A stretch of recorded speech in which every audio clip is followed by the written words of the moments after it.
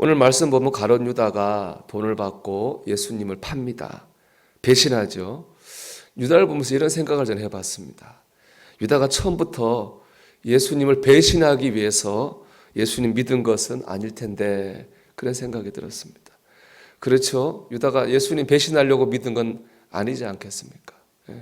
당시 예수님의 제자로 살기를 선택한다고 하는 것은 간단한 일이 아닙니다. 자신의 생업을 포기해야 됩니다. 가족을 떠나야 됩니다. 많은 고생과 희생을 결단해야지만 갈 수 있는 것이 제자의 길이었습니다. 유다는 이렇게 힘든 제자의 길을 살겠다고 나선 사람입니다. 자신이 이렇게 예수님을 배반하게 될 것은 라고는 그때 몰랐을 겁니다. 우리가 뉴스를 보다 보면 크리스찬들이 잘못해가지고 하나님 영광을 가린 뉴스가 나올 때가 있습니다. 속도 상하고 마음도 아프죠. 저는 그런 뉴스를 볼 때마다 이 가룟 유다에게 던진 질문을 하게 됩니다.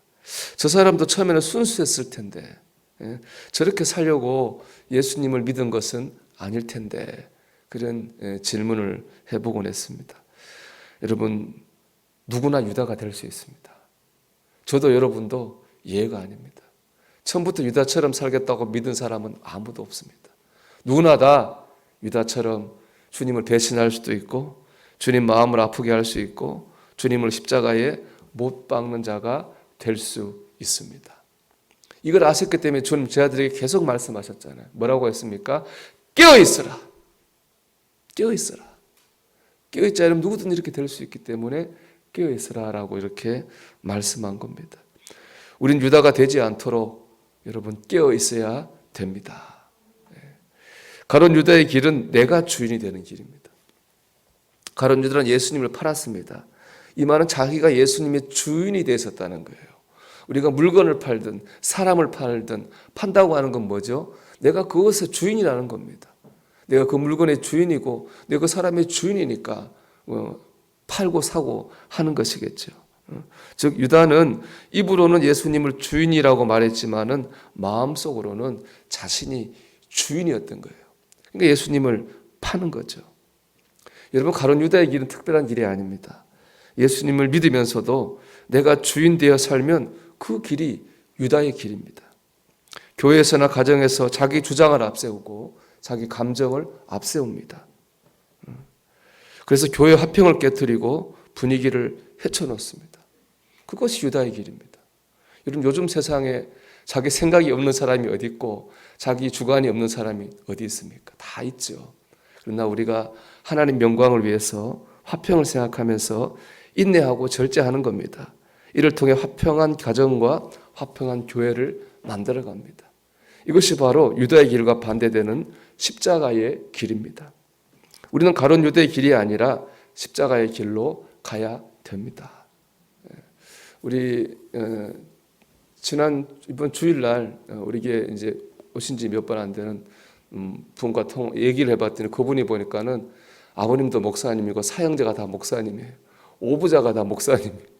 예, 다 감리교 목사님이신데 은퇴하셨는데 우리 교회 오면서 얘기해봤는데 참 우리 교회가 따뜻하고 많은 교회를 가봤지만 화목해 보인다 그런 말씀하셔요. 참 감사하죠. 저는 우리 교회가 이 화평을 더 발전시키고 더 깊게 만들어야 된다고 생각합니다. 우리의 사명입니다. 우리가 반고호라고 하는 유명한 화가를 알고 있습니다. 그 화가는 집안이 대대로 목사 아니면은 화가였어요. 반고도 처음에는 목회자의 길을 걷다가 나중에 화가가 됐습니다. 그러다 보니 그의 그림에는 이 기독교적 사상이 다 녹아 있습니다.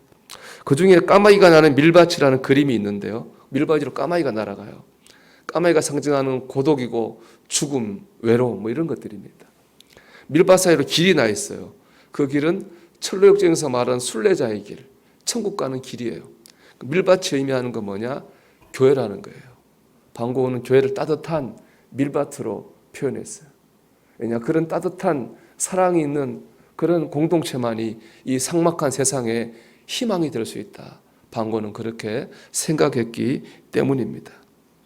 여러분, 우리 교회도 우리 가정도 세상에 희망을 줄 수 있는 따뜻한 공동체가 되어야 됩니다. 그럴 때 우리가 세상에 희망을 줄 수 있는 거죠. 그럴 때 우리가 소망을 줄 수 있는 주님의 영광을 드러낼 수 있는 그런 공동체가 되는 겁니다. 이를 위해서 내가 주인 되는 가룟 유다의 길이 아니라 주님이 가신 십자가의 길로 우리가 가야 됩니다. 이를 위해서는 특별히 6월절의 은혜를 마음에 새기고 또 새겨야 됩니다. 오늘 본문의 배경은 6월절입니다. 6월절은 이스라엘 백성이 애굽에서 나왔던 것을 배경으로 하는 사건이죠. 하나님의 심판이 애굽 땅에 임했습니다.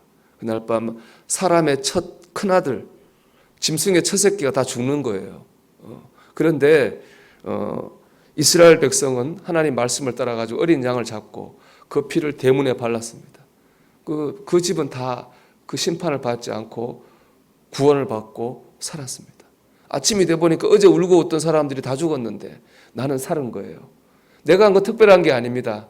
하나님 말씀을 따라 어린 양의 피를 바른 것 뿐입니다. 이날이 바로 6월절이죠. 어린 양은 예수님입니다.